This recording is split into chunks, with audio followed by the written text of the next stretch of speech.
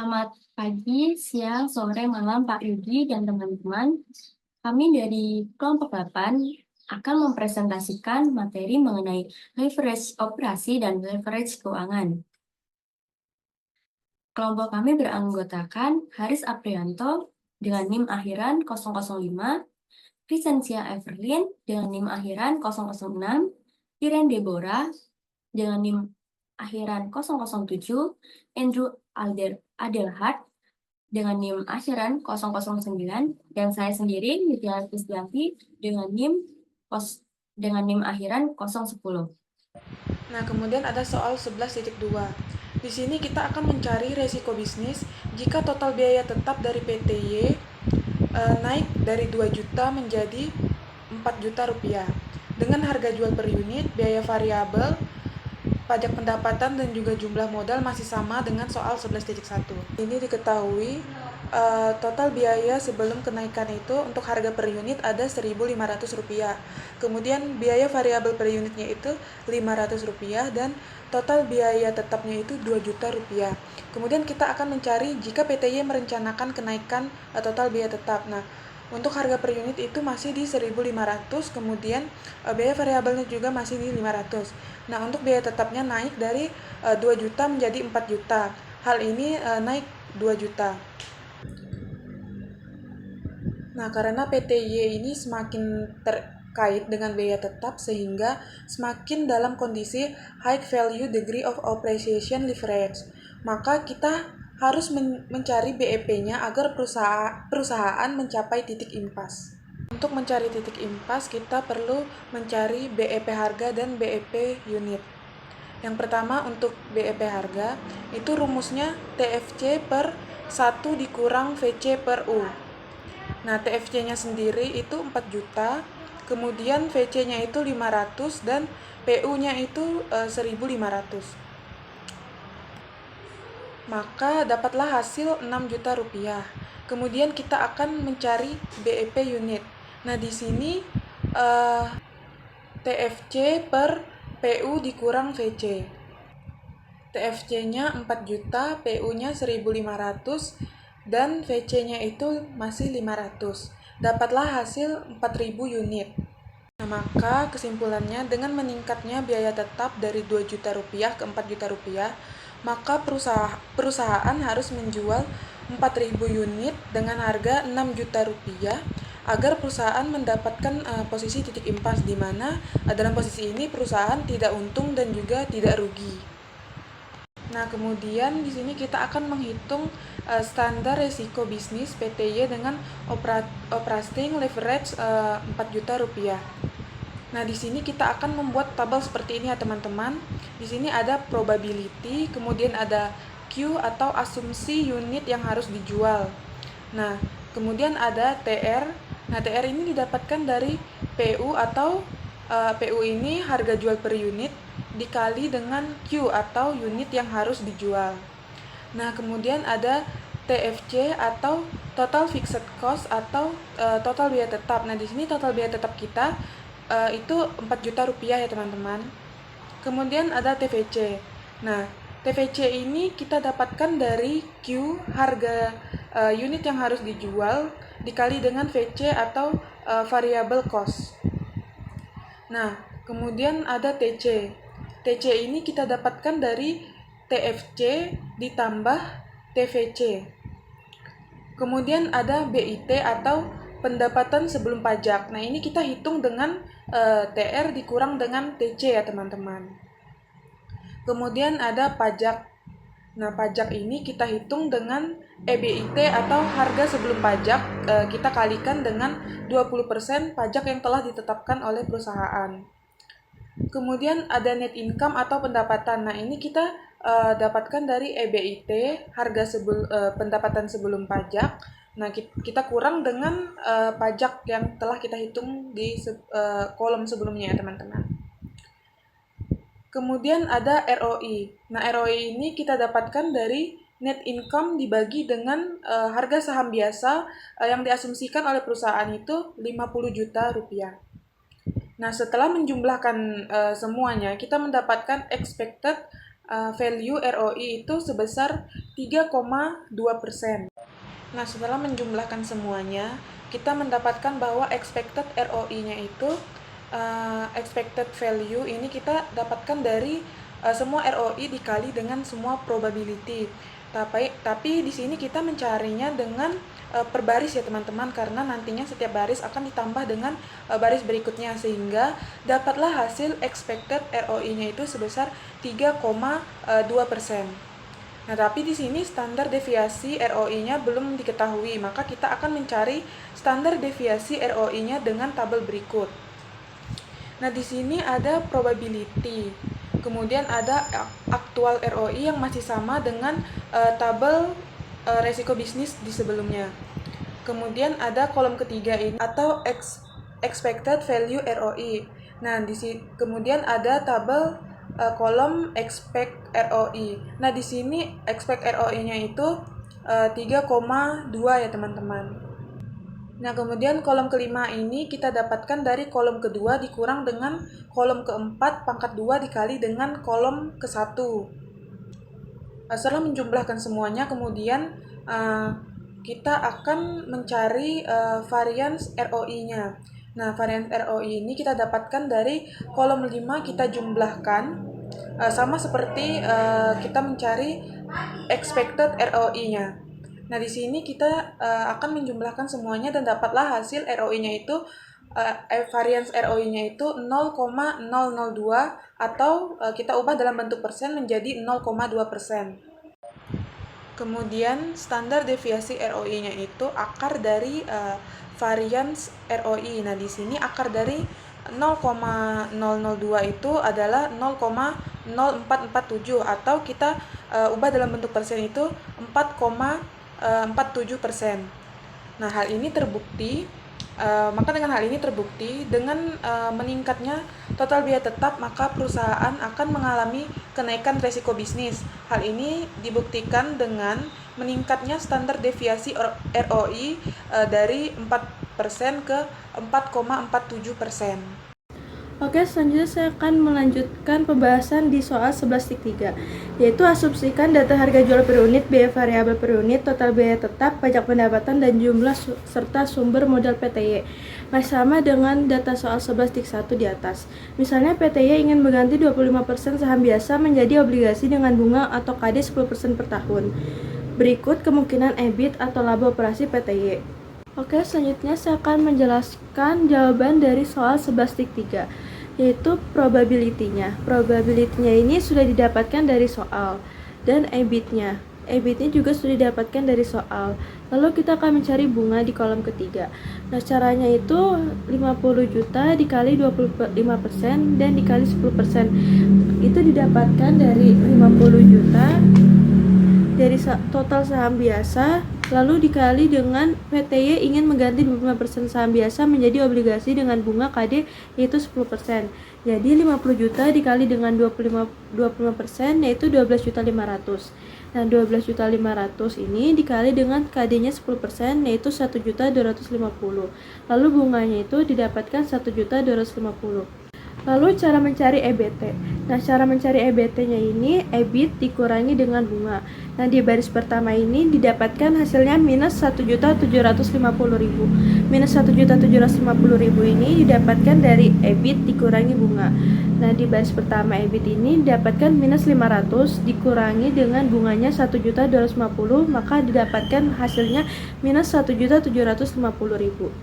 Lalu cara mencari pajak. Pajak di kolom kelima ini didapatkan dari EBT dikali 20%. 20% ini didapatkan dari soalnya, yaitu pajak pendapatan diasumsikan 20%. Jadinya EBT dikali 20%. Lalu didapatkan di baris pertamanya itu yaitu minus 350.000. Lalu mencari di baris ke-6 yaitu net income. Di kolom ke-6 yaitu net income. Nah, net income ini didapatkan dari EBT dikurang pajak. EBT-nya di baris pertamanya itu yaitu minus 1.750 dikurangi dengan pajaknya yaitu minus 350, maka didapatkan hasilnya minus 1.400. Lalu mencari actual ROI-nya. di baris pertama ini didapatkan hasilnya minus 11,2%. Nah, didapatkan minus 11,2% ini caranya yaitu net income dikali dengan 12.500.000, yaitu net income-nya di baris pertamanya yaitu minus 1.400.000 dibagi dengan 12.500.000, maka didapatkan hasilnya minus 11,2%. Lalu cara mencari expected ROE-nya. Cara mencari expected ROE-nya itu di kolom ketiga, probabilitas dikali dengan actual ROE-nya. Nah, probabilitasnya ini ditulis semua 0,03, 0,07, 0,15 dan seterusnya. Lalu actual ROE-nya ditulis juga minus 11,2% dan minus 8% dan seterusnya. Nah, contohnya di baris pertamanya itu 0,03 dikali dengan minus 11,2%, yaitu didapatkan hasilnya minus 0,0336. Lalu baris keduanya 0,07 dikali dengan baris keduanya minus 8%, maka didapatkan minus 0,0056. Lalu dari hasil tersebut tinggal dijumlahkan dan mendapatkan hasilnya minus 0,016 dan dipersenkan menjadi minus 16%. Oke, setelah itu saya akan menjelaskan bagaimana cara mendapatkan varians ROE-nya. Rumusnya yaitu actual ROE dikurangi dengan expected ROE pangkat 2 dikali 1. Contohnya di baris pertama yaitu actual ROE-nya minus 11,2% dikurangi dengan minus 1,6%, didapatkan hasilnya 0,00027. Lalu di baris kedua contohnya dari actual ROE-nya minus 8% dikurangi dengan minus 1%, minus 1,6% pangkat 2 dikali 1, maka hasilnya 0,00028 dan seterusnya ditambahkan maka akan mendapatkan 0,00143. Nah, 0,00143 ini kita persenkan menjadi 0,0143%, maka varians ROE-nya didapatkan 0,00143. Lalu bagaimana cara mendapatkan standar deviasinya? Nah, cara mendapatkan standar deviasinya itu akar dari hasil varians ROE-nya diakarin dan mendapatkan hasilnya 3,79. Maka standalone risk-nya yaitu risk atau resiko totalnya PTY berdasarkan perhitungan yang ada adalah 3,79. Ini berarti hasil ROE PTY dapat bervariasi cukup signifikan dari nilai rata-ratanya, sehingga investasi pada PTY dianggap memiliki risiko yang cukup tinggi. Baiklah, selanjutnya kita akan bahas soal 11.4. Di sini kita bisa lihat di dalam soal kita disuruh mencari hasil perhitungan kita tentang resiko bisnis PTY di soal 11.1 dan juga hasil perhitungan tentang resiko total PTY di soal 11.3. Nah, kita bisa lihat di slide bawah sini 11.1 dan 11.3 kita mendapat risiko bisnis sebesar 4% dari biaya tetap 2 juta. Nah, apa kaitannya dengan risiko keuangan? Kita akan menggunakan financial leverage, yaitu adalah strategi yang digunakan untuk membiayai aset perusahaan dengan pinjaman atau dana lain yang memiliki biaya lebih rendah. Nah, ini bisa dilihat ada tabel dan ada dibilang baru dan lama. Ini adalah maksudnya kondisi baru, yaitu kondisi yang menggunakan financial leverage. Sedangkan kondisi lama tidak memiliki financial leverage. Kita akan menggunakan EBIT yang diramalkan sebesar 5.500.000 untuk mengetahui apakah financial leverage ini memberikan keuntungan atau tidak. Biasanya dalam financial leverage kita seperti ini menggunakan bunga yang dapat dari 10% dikali 12.500.000 dan EBIT dikurangi bunga menjadi EBT menjadi 4.250.000. sedangkan yang lama tidak berubah sama sekali. Tetapi sudah itu digunakan pajak yang 20%, maka kondisi lama yang tidak memiliki financial leverage akan memiliki pajak yang lebih besar sebesar 1.100.000. Sehingga seperti kita lihat, walau net income-nya lebih kecil untuk kondisi baru sebesar 3.400.000 dan kondisi lama sebesar 4.400.000. Nah, tetapi kita lihat actual ROI-nya, yaitu tingkat tadi, di mana hasil net income ini dibagi oleh jumlah modal saham biasa yang ada. Kita mendapatkan kondisi baru memiliki 27%, sedangkan kondisi lama mendapatkan 9%.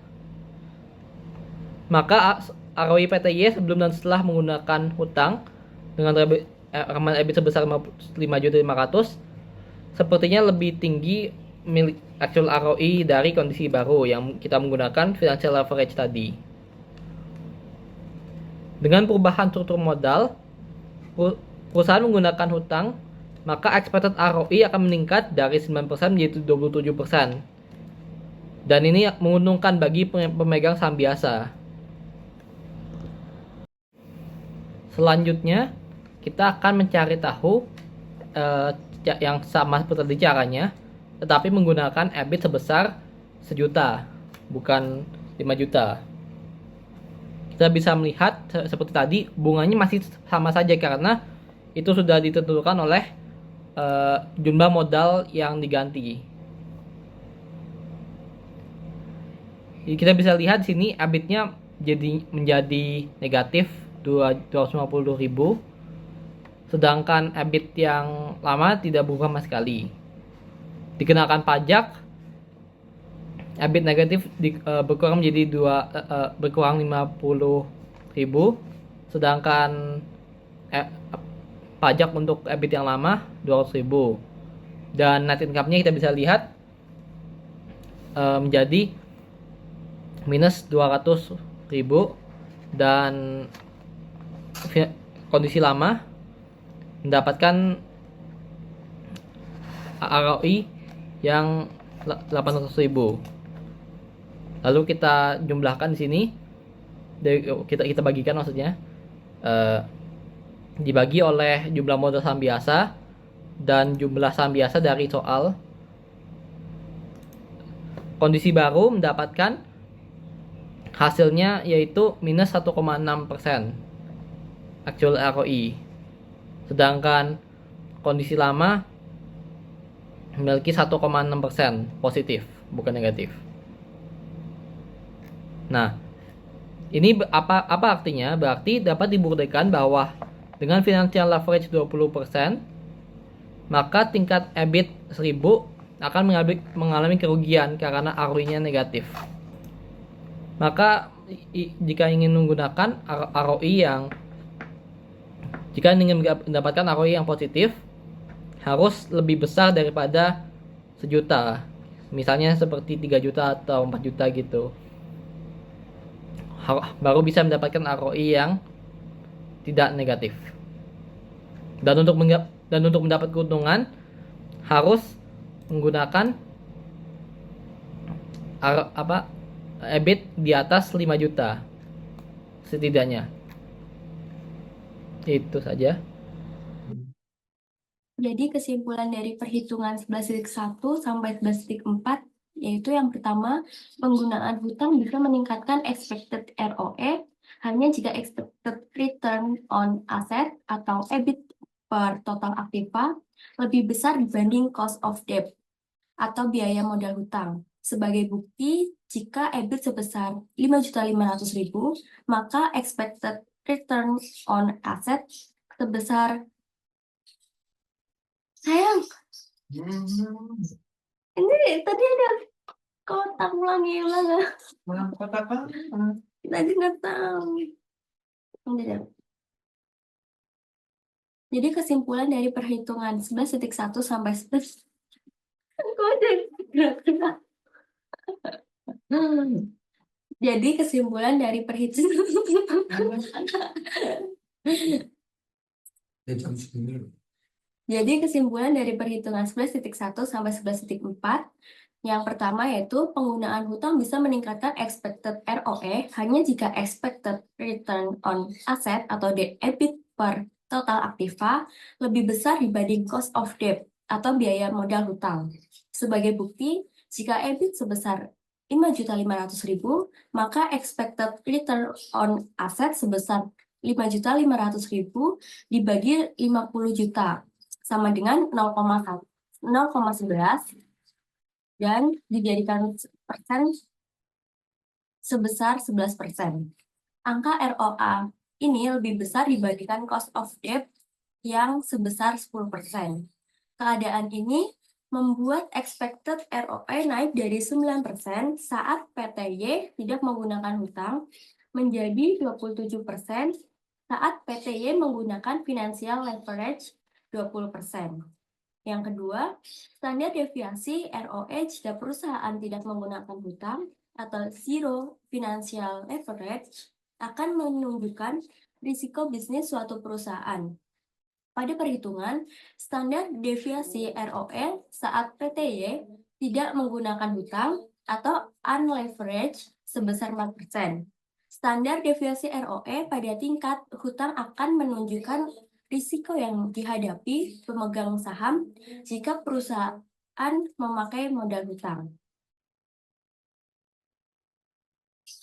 Dan kesimpulan yang terakhir, yaitu selisih antara standar deviasi ROE saat PTY menggunakan hutang dengan standar deviasi ROE saat PTY tidak menggunakan hutang akan mengukur kenaikan risiko sebagai akibat dari financial leverage. Sehingga risiko total atau standalone risk sama dengan standar deviasi ROE saat PTY menggunakan hutang sebesar 4,47%. Risiko bisnis atau business risk sama dengan standar deviasi ROE saat PTY tidak menggunakan hutang, yaitu 4%. Selanjutnya, risiko finansial atau financial risk sama dengan 4,47% dikurang 4%, yaitu menghasilkan 0,47%. Jadi saya akan menjelaskan soal 11.5, yaitu menghitung degree of operating leverage. DOL sama dengan perubahan EBIT dibagi perubahan penjualan. Perubahan EBIT 6 juta dikurang 3.900.000 bisa dilihat pada tabel halaman 110 pada kolom EBIT. 6 juta dikurang 3.900.000 dibagi 3.900.000. Sedangkan perubahan penjualan 10 juta dikurang 7 juta pada tabel halaman 110 pada kolom penjualan. 10 juta dikurang 7 juta dibagi 7 juta. Nah, jadi hasil EBIT-nya 2.100.000. Sedangkan hasil penjualannya itu 3 juta. Nah, 2 juta itu dibagi 3.900.000. Hasilnya 0,53. Sedangkan hasil penjualannya 3 juta dibagi 7 juta sama dengan 0,42. 0,53 dibagi 0,42 hasilnya 1,26. 1,26 dijadikan persen, yaitu dengan 1,26 dikalikan 100%, hasilnya 1,26%. Jadi, angka DOL sama dengan 1,26%, di atas mengindikasikan bahwa setiap perubahan 1% penjualan atas dasar 3.500 unit produksi atau penjualan 7 juta akan mengakibatkan perubahan EBIT sebesar 1,26%. Dengan arah yang sama atau sebanding lurus. Semakin besar DOL, semakin peka perubahan EBIT karena perubahan penjualan, sehingga semakin berisiko usaha dari perusahaan tersebut dan risiko bisnis semakin besar. Jadi selanjutnya saya akan menjelaskan degree of financial leverage. DFL sama dengan perubahan IPS dibagi perubahan EBIT. perubahan EPS 890 dikurang 564 bisa dilihat pada tabel halaman 111 pada kolom IPS. Nah, 890 dikurang 564 dibagi 564. Sedangkan perubahan EBIT 6 juta dikurang 3.900 pada tabel halaman 110 pada kolom EBIT. Nah, 6 juta dikurang 3.900 itu dibagi 3.900. Jadi hasil EPS-nya 326 dibagi 564. Hasilnya 0,57. Sedangkan hasil EBIT 2.100 dibagi 3.900 hasilnya 0,53. Nah, 0,57 itu dibagi 0,53 hasilnya 1,07. Nah, 1,07 itu dijadikan persen jadinya 1,07%. Angka DFL sama dengan 1,07% di atas mengindikasikan bahwa setiap perubahan 1% penjualan atas dasar 3.500 unit produksi atau penjualan 7 juta akan mengakibatkan perubahan IPS sebesar 1,07% dengan arah yang sama atau sebanding lurus. Semakin besar DFL, maka semakin peka perubahan EPS karena perubahan EBIT, sehingga semakin berisiko usaha dari perusahaan tersebut dan risiko keuangannya semakin besar. Itu menghitung degree of convenience leverage, yaitu DCL sama dengan perubahan EPS dibagi perubahan penjualan. Perubahan IPS 860 dikurang 564 bisa dilihat pada tabel halaman 111 pada kolom IPS. 890 dikurang 564 itu dibagi 564. Sedangkan perubahan EBIT 10 juta dikurang 7 juta pada tabel halaman 110 pada kolom EBIT. 10 juta itu dikurang 7 juta dibagi 7 juta. Jadi hasil EPS-nya 326 dibagi 564 sama dengan 0,57. Sedangkan hasil EBIT 3 juta dibagi 7 juta sama dengan 0,42. 0,57 itu dibagi 0,42. Jadi hasilnya 1,35. 1,35 itu dijadikan persen. Jadinya 1,35%.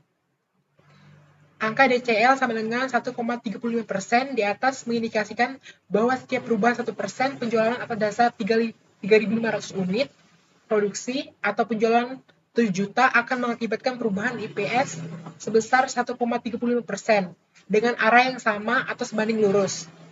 Semakin besar DCL, maka semakin berisiko perusahaan secara keseluruhan karena investor akan meminta tingkat keuntungan yang semakin tinggi. Selanjutnya saya akan menjelaskan soal 11.6. Pada soal 11.6 ini kita harus menghitung IPS, DOL, DFL, dan DCL PTP untuk setiap alternatif struktur modal pada tingkat produksi 5.000 unit. Dan yang kedua, alternatif struktur modal yang mana yang menghasilkan EAT paling besar bagi PTP. Selanjutnya, alternatif struktur modal yang mana yang menimbulkan risiko total paling besar bagi PTP. Dan yang terakhir, sebagai pemegang saham PTP, Anda lebih memilih alternatif struktur modal yang mana dan mengapa. Nah, sebelum kita menjawab soal tersebut, kita harus menghitung setiap alternatif. Di sini ada 3 alternatif. Yang alternatif pertama, perusahaan menggunakan 100% hutang. Pada alternatif kedua, perusahaan menggunakan 500% hutang dan 500% saham. Dan alternatif yang ketiga, perusahaan menggunakan 100% saham.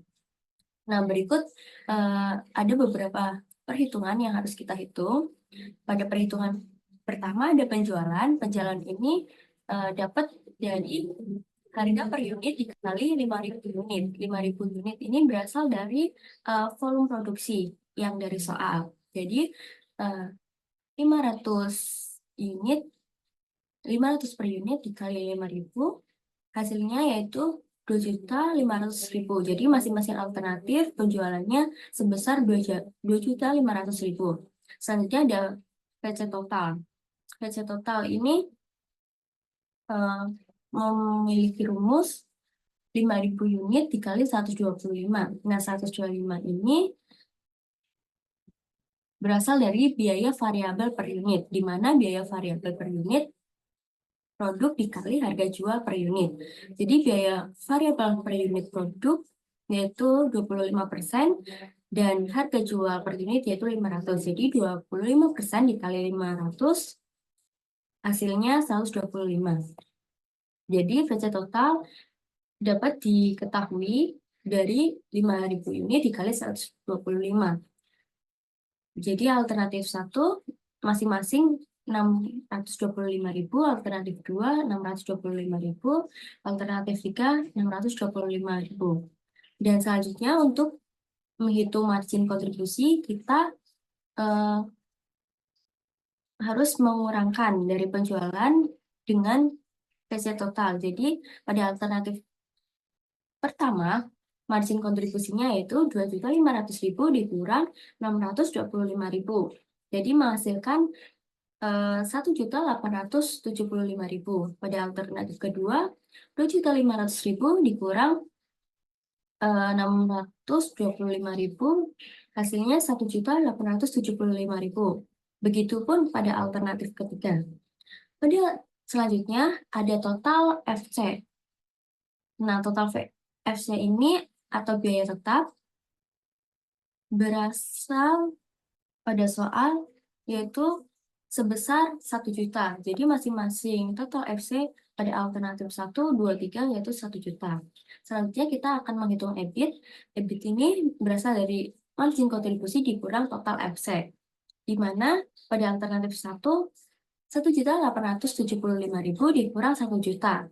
Hasilnya 875.000. Pada alternatif kedua dan ketiga juga sama. Selanjutnya kita akan menghitung bunga dari masing-masing alternatif. Di mana bunga pada soal yaitu 10%. Jadi kita bisa lihat di mana rumus bunga yaitu biaya bunga hutang dikali total modal perusahaan. Kita akan menghitung pada masing-masing alternatif. Pada alternatif 1, bunga 10% dikali 5 juta. 5 juta ini berasal dari total modal perusahaan. Jadi 10% dikali 5 juta menghasilkan 500.000. Pada alternatif kedua, 10% dikali 2.500.000 sama dengan 250.000. Pada alternatif ketiga, 10% dikali 0 menghasilkan 0. Jadi kita bisa mendapatkan bunga pada alternatif 1 yaitu 500.000, pada alternatif 2 250.000, dan pada alternatif ketiga bunganya 0 karena pada alternatif ketiga menggunakan 100% saham sehingga tidak memiliki bunga.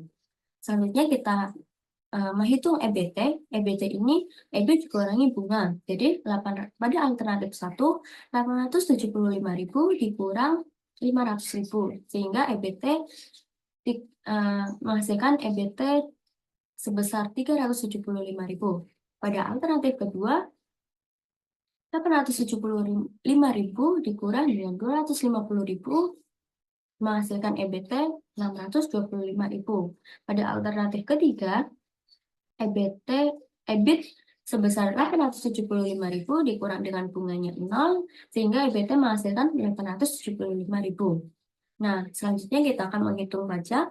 Diketahui di soal pajak sebesar 20%. Di mana rumus pajak yaitu EBT dikali jumlah pajak. Jadi pada alternatif pertama, EBT sebesar 375.000 dikali jumlah pajak yaitu 20%, sehingga menghasilkan 75.000. Pada alternatif kedua, EBT sebesar 625.000 dikali jumlah pajak sebesar 20%, sehingga menghasilkan 125.000.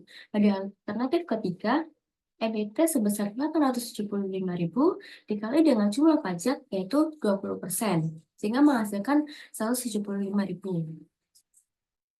Nah, selanjutnya kita menghitung EAT. Di mana EAT yaitu EBT dikurangi pajak. Pada alternatif pertama, EBT sebesar 375.000 dikurang dengan 75.000.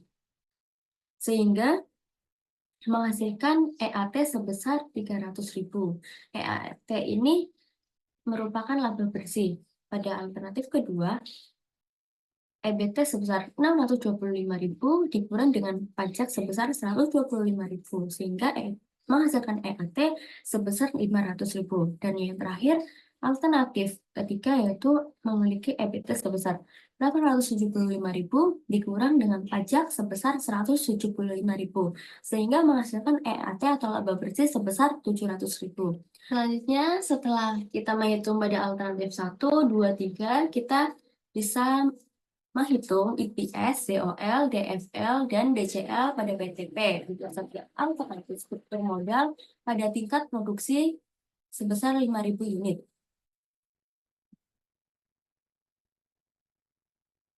Nah, jadi kita bisa menghitung EPS atau earning per share, yaitu laba bersih atau EAT dibagi dengan jumlah saham biasa. Pada alternatif pertama, laba bersih sebesar 300.000 dibagi dengan jumlah saham, yaitu sebesar 0, dengan 0. Pada alternatif kedua, laba bersih sebesar 500.000 dibagi dengan jumlah saham sebesar 500 menghasilkan Rp1. Dan selanjutnya, pada alternatif ketiga, laba bersih sebesar 700.000 dibagi dengan jumlah saham 1.000 sehingga menghasilkan 0,7. Selanjutnya, kita bisa menghitung DOL 5.000 unit, yaitu dari margin kontribusi dibagi dengan EBIT, di mana margin kontribusi yaitu sebesar 1.875.000 dibagi dengan EBIT sebesar 875.000 sehingga menghasilkan DOL 5.000 unit sebesar 2,14. Selanjutnya kita bisa menghitung DFL 5.000 unit, di mana DFL berasal dari EBIT dibagi dengan EBT. Pada alternatif pertama, EBIT sebesar 875.000 dibagi dengan EBT sebesar 375.000 menghasilkan DFL pada alternatif pertama sebesar 2,14. Pada alternatif kedua, EBIT sebesar 875.000 dibagi dengan EBT sebesar 625.000 sehingga menghasilkan DFL pada alternatif 2 sebesar 1,4%. Yang terakhir, pada alternatif ketiga, EBIT sebesar 875.000 dibagi dengan EBT sebesar 875.000 sehingga menghasilkan DFL sebesar 1%. Dan terakhir kita bisa menghitung DCL pada PTP 5.000 unit, di mana DCL 5.000 unit berasal dari DOL dikali dengan DFL. Pada alternatif pertama, DOL sebesar 2,14 dikali dengan DFL sebesar 2,33 sehingga menghasilkan DCL pada 5.000 unit sebesar 4,98. Pada alternatif kedua, DOL sebesar 2,14 dikali dengan DFL sebesar 1,4 sehingga menghasilkan DCL 5.000 unit sebesar 2,99. Dan yang terakhir, DCL 5.000 unit DOL sebesar 2,14 dikali dengan DFL sebesar 1 sehingga menghasilkan DCL 5.000 unit sebesar 2,14. Selanjutnya, alternatif selanjutnya pada alternatif struktur modal yang mana yang menghasilkan EAT paling besar bagi PTP. Nah, jadi alternatif struktur modal ketiga menghasilkan EAT paling besar bagi PTP karena sepenuhnya menggunakan saham, yaitu sebesar 700.000. Pertanyaan selanjutnya, alternatif struktur modal yang mana yang menimbulkan risiko total paling besar bagi PTP? Jadi, pada alternatif struktur modal 1 menimbulkan risiko total paling besar karena mengganti saham biasa dengan hutang sepenuhnya. Dan pertanyaan terakhir yaitu sebagai pemegang saham PTP, Anda lebih memilih alternatif struktur modal yang mana dan mengapa? Jadi, sebagai pemegang PTP, saya akan lebih memilih alternatif struktur modal ketiga karena memiliki tingkat risiko paling rendah dan laba bersih atau EAT yang paling tinggi, yaitu sebesar 700.000. Demikian presentasi dari kelompok kami. Apabila ada kesalahan kata atau penulisan kata, kami mohon maaf. Sekian, terima kasih.